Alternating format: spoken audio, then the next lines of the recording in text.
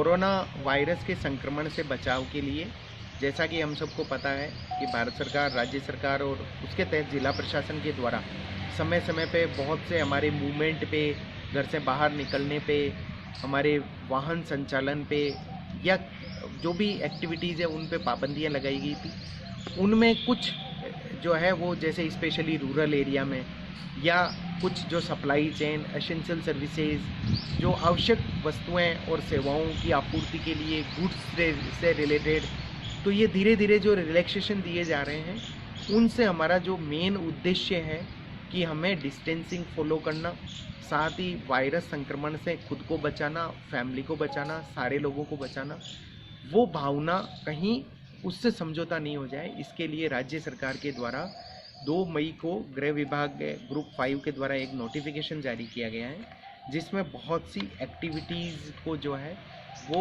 अगर हम फॉलो नहीं करते हैं तो पेनलाइज भी किए जाएंगे। जैसे वर्क प्लेस पे या पब्लिक प्लेस पे फेस कवर, कोई ज़रूरी नहीं कि मास्क हो, फेस कवर वर्ड यूज़ किया गया है, फेस कवर या मास्क लगाना अनिवार्य है।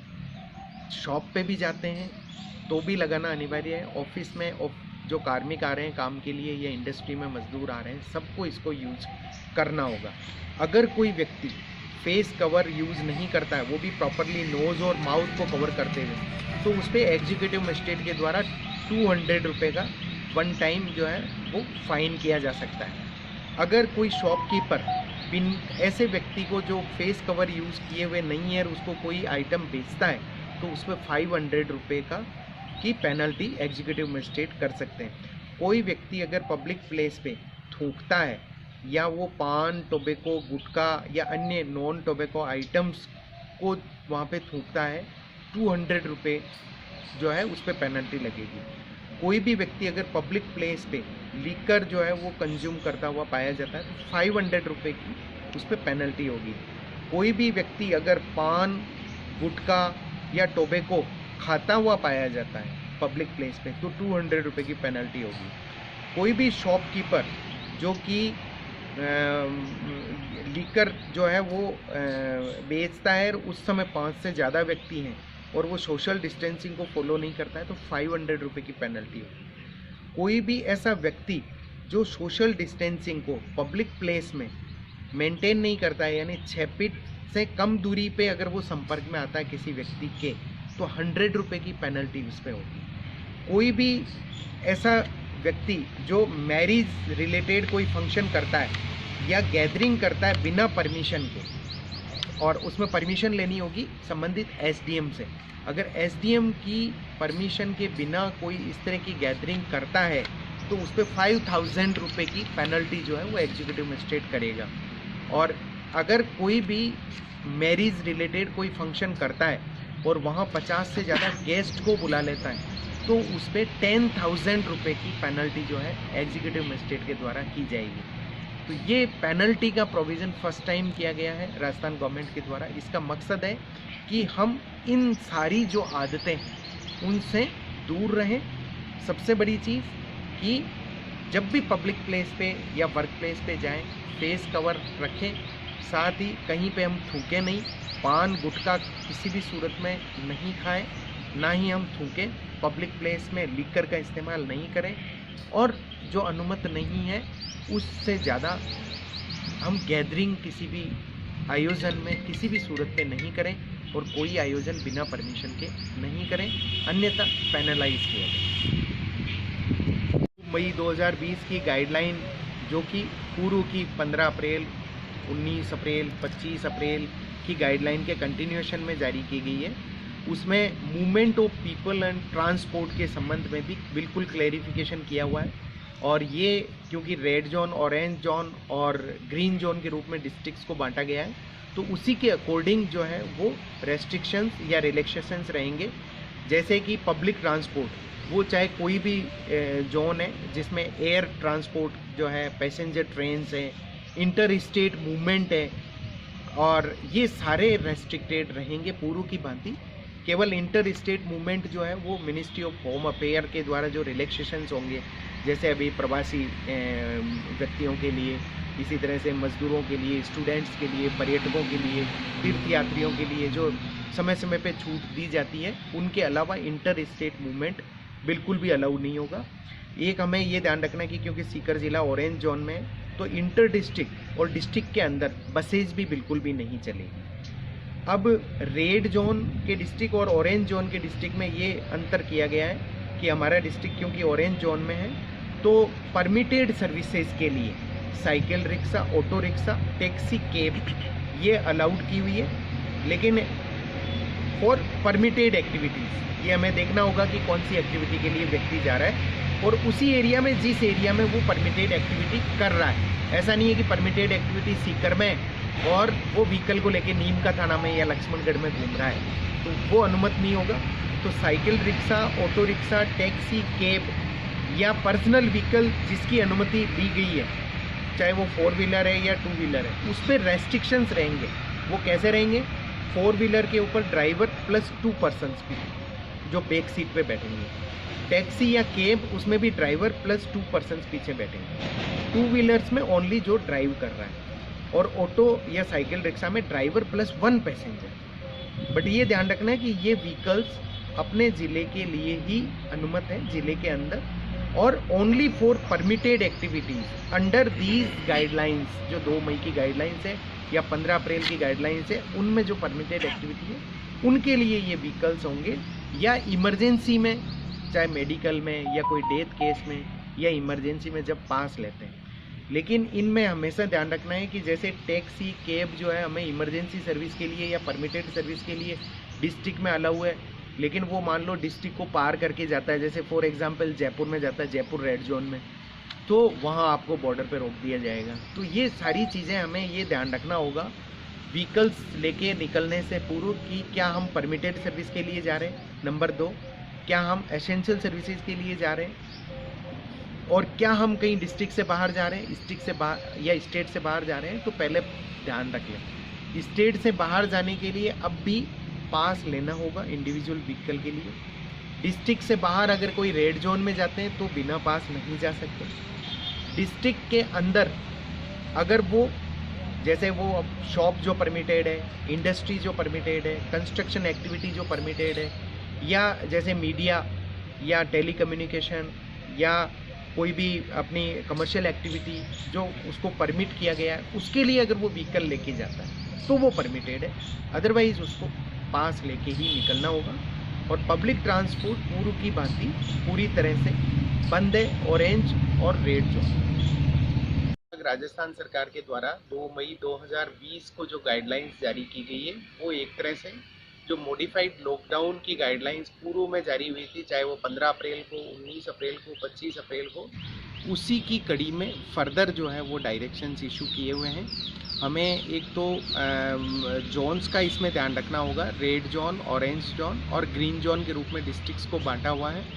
बट किसी भी स्थिति में हमें ये सोच के बहुत खुश या संतुष्ट होने की आवश्यकता नहीं है कि ऑरेंज जोन है तो बहुत ज़्यादा छूट या रिलैक्सेशंस मिल जाएंगे।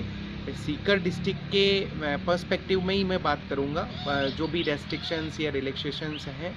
और इसके अलावा जब हम दूसरे डिस्ट्रिक्ट में जाते हैं तो वहाँ उस डिस्ट्रिक्ट की गाइडलाइंस लागू हो जाती है तत्काल, इसलिए इसको हम जनरलाइज कतई नहीं करें। और क्योंकि सीकर डिस्ट्रिक्ट जो है हाई रिस्क डिस्ट्रिक्ट की श्रेणी में शामिल है, तो हम लोग कब ऑरेंज से रेड में चले जाएं ये भी हमें ध्यान रखना होगा कि जैसे ही कोई केसेस निकलेंगे तो हम किसी भी दिन हम रेड जोन में भी जा सकते हैं।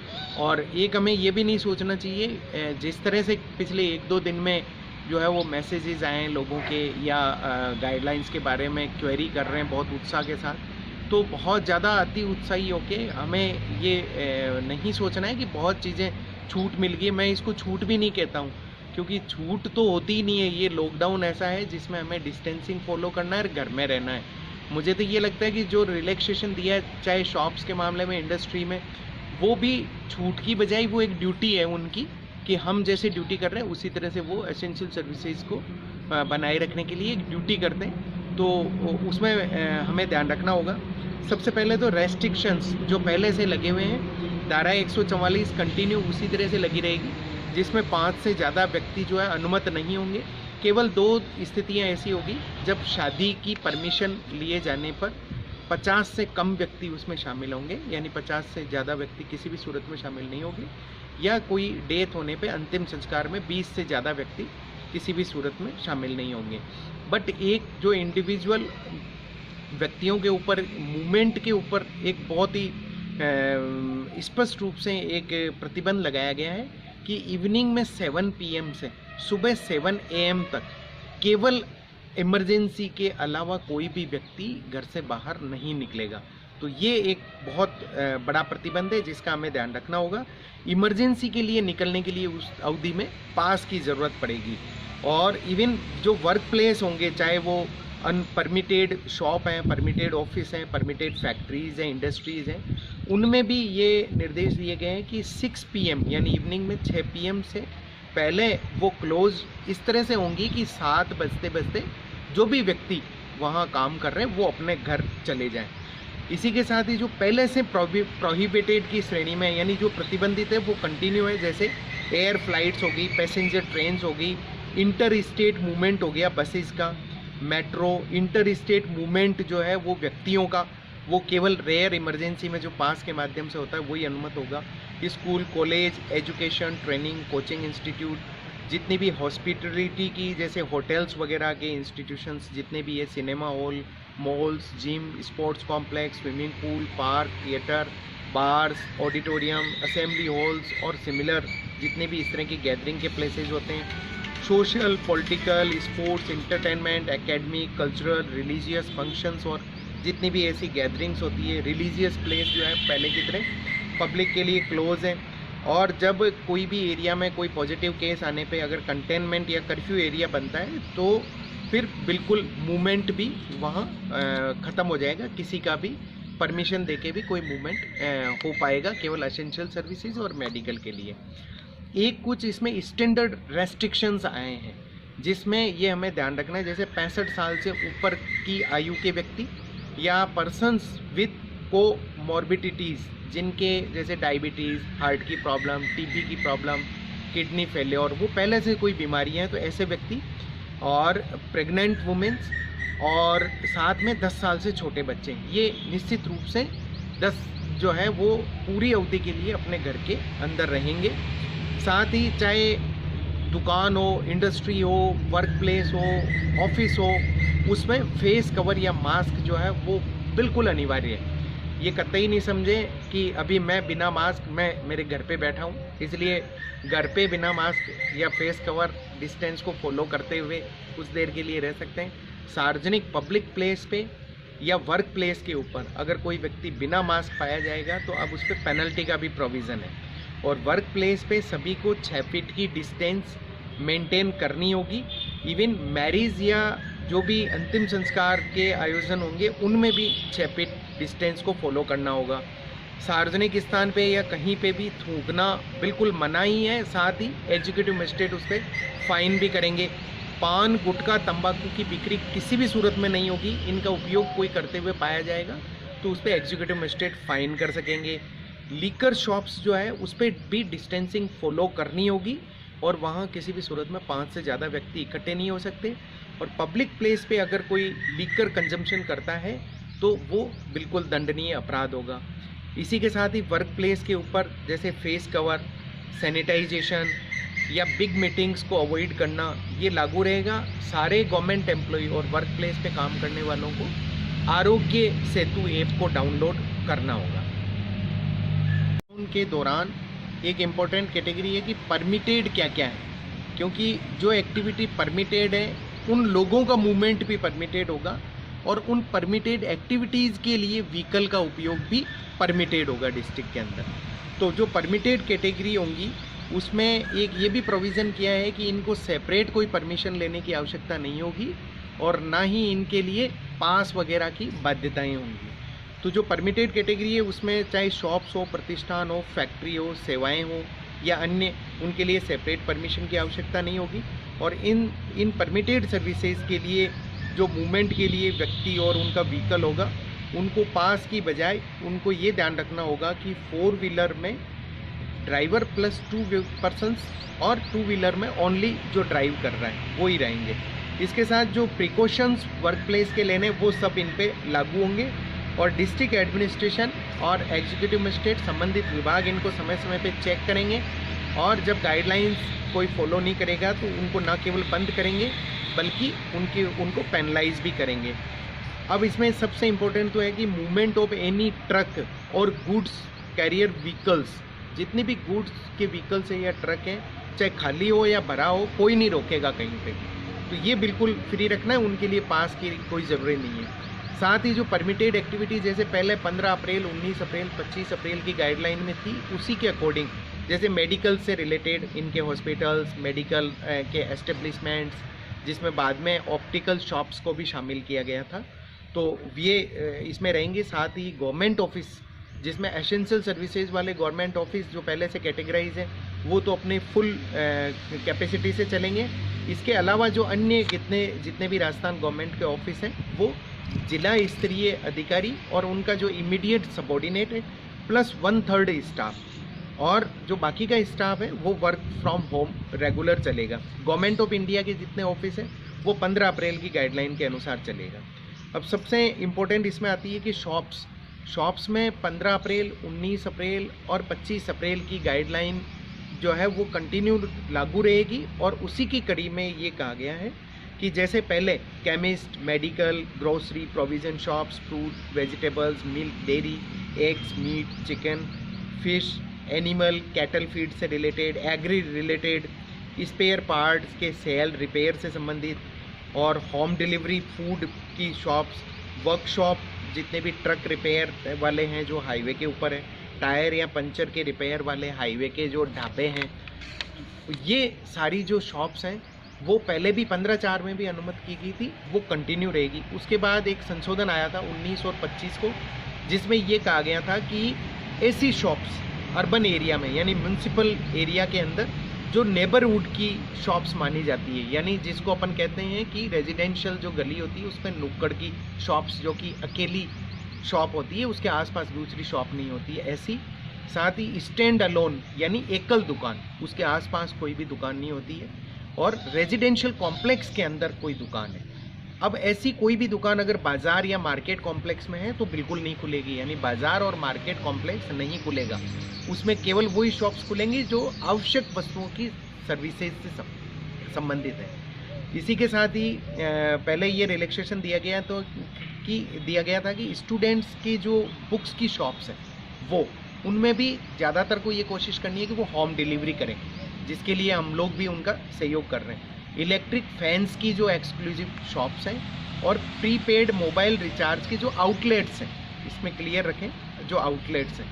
तो अर्बन एरिया में तो इस तरह की शॉप्स, यानी जो पूर्व में 15/4, 19/4, 25/4 के द्वारा अनुमत है, जो एसेंशियल सर्विसेज से संबंधित है, और या ऐसी शॉप्स हैं जो नेबरहुड शॉप्स हैं, स्टैंड अलोन है, या रेजिडेंशियल कॉम्प्लेक्स में, या स्टूडेंट्स की बुक से संबंधित है, इलेक्ट्रिक फैन से संबंधित है, प्रीपेड मोबाइल रिचार्ज के आउटलेट्स हैं। ये रहेगा अर्बन में, तो म्यूनसिपल लिमिट्स में।